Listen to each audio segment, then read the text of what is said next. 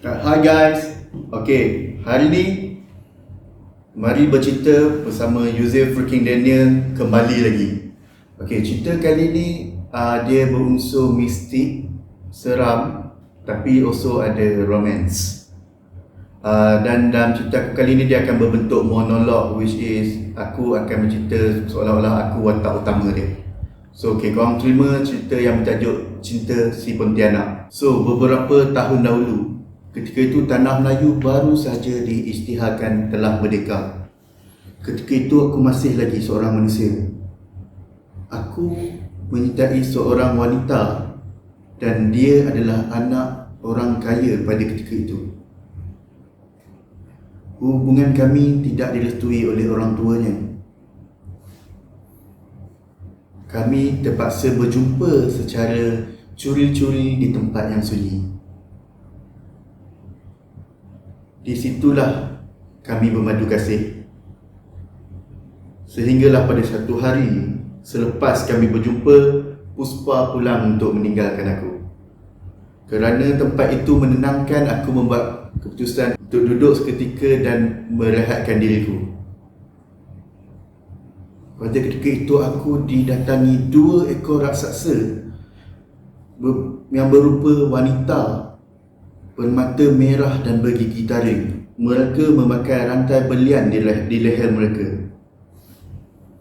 Yang anehnya bagiku, rantai itu seolah-olah memukauku. Aku tidak dapat berlawan, aku tidak dapat menggerakkan tubuhku dan mereka bertindak menggigit leherku.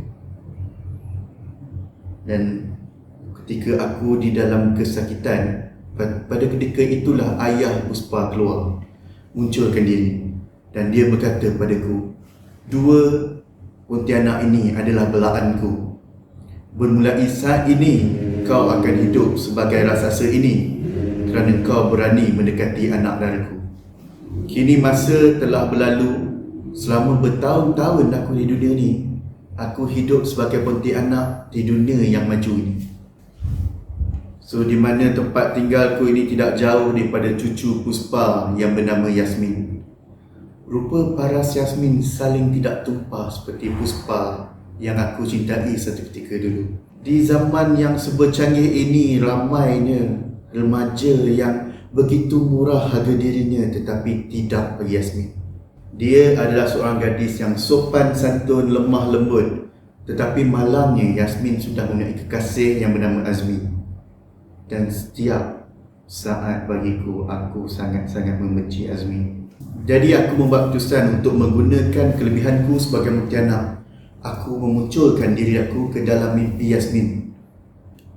Di dalam mimpi itu, aku meletakkan rantai belian yang memukauku satu ketika dahulu di dalam tangannya. Ketika taringku menghampiri leher Yasmin, dia mencampakkan rantai itu ke lantai. Aku terpaksa mengundurkan diri pada ketika itu.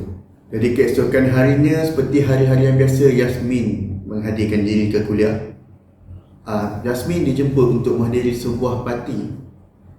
Tetapi pada awalnya Yasmin menolak. Tapi kawan baik Yasmin, Aileen, memujuknya untuk pergi. Jadi mereka pulang semula ke bilik Yasmin untuk bersiap. Pada ketika itu Aileen telah terjumpa rantai belian yang dicampak oleh Yasmin. Dia mengambil rantai itu dan bertanya kepada Yasmin tentang cantiknya rantai itu. Dan sudah tentu bagi Yasmin, dia berasa terkejut dan aneh kerana rantai itu pada awalnya hanya muncul di dalam mimpinya. Jadi ketika mereka menghadirkan diri ke parti tersebut, seorang lelaki bernama Rahim menghampiri Yasmin. Dan tentu saja pada Yasmin, dia rasa tidak selesa dengan kebebasan rakan-rakan itu. Dia cuba melarikan diri tapi diekori oleh Rahim. Dia buat keputusan untuk naik ke bahagian bumbung bangunan tersebut. Dan di situ dari jauh aku melihatnya, aku memanggilnya Yasmin.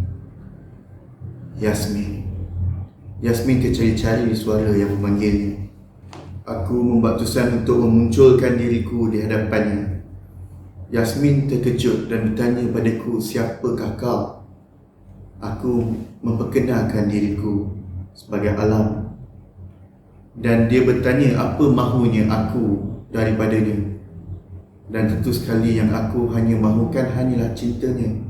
Tetapi pada ketika itu Aileen memunculkan diri dan memanggil Yasmin, menyebabkan aku terpaksa gaib dari situ, meninggalkan Yasmin.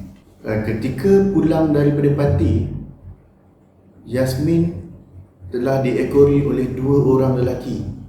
Yasmin cuba melarikan diri, tetapi 2 lelaki ini mengepungnya. Pada ketika itu aku munculkan diri dan aku menarik salah seorang daripada mereka, menghempasnya ke lantai yang menyebabkan Yasmin ketakutan dan terus melarikan diri ke biliknya. Jadi pada malam itu aku nekat untuk mendapatkan Yasmin. Sekali lagi aku munculkan diri di dalam biliknya, melihat dia sedang berehat, tidak sedarkan diri. Kali ini aku memakaikan rantai berlian itu di leher Yasmin. Rantai itu seolah-olah bercahaya, seolah-olah cahaya itu sedang memukaunya. Aku yakin kali ini Yasmin akan jadi milikku. Tapi entah bagaimana, bunyi ketukan pada pintu dapat aku dengar. Yasmin, buka pintu ni.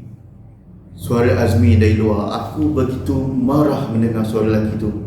Aku nekat untuk membunuhnya kali ini. Aku buka pintu dan Azmi begitu terkejut melihatku dan bertanyaku. Dan dia bertanya kepadaku, siapakah kau? Aku menunjukkan rupaku yang sebenar. Mataku yang merah, gigi taringku, bersedia untuk membunuh Azmi. Pada saat itu juga aku mencekiknya dan menolaknya ke dinding.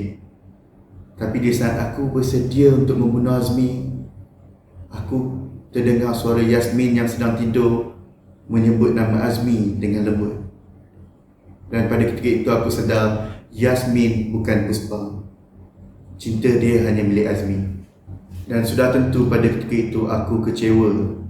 Aku sedar tiada tempat untukku di hati Yasmin. Aku mencabut rantai berlian itu dari lehernya, membalingnya ke lantai, dan aku keluar dari bilik itu membiarkan cahaya matahari yang terik membakar tubuhku menjadi abu, membiarkan Azmi dan Yasmin bahagia bersama. Okey, itulah dia cerita untuk kali ini. Kalau korang suka, korang boleh like. Kalau ada kelemahan, mungkin ada idea dan pandangan, boleh komen. Atau korang ada keinginan nak cerita yang macam mana untuk diceritakan pun, korang boleh komen dekat bawah. Korang boleh tekan button subscribe untuk subscribe pada channel Wan Lizwani. So the next time mungkin kita ada barang baru, info baru atau cerita baru untuk dikongsi dengan korang, korang boleh dapat terus. Untuk dapatkan notification right on time, korang boleh tekan button yang gambar loceng tu. Okay, so untuk kali ni itu saja. Jumpa korang lagi lain kali untuk sesi yang lain. Mungkin sesi bercerita, mungkin sesi berkongsi info.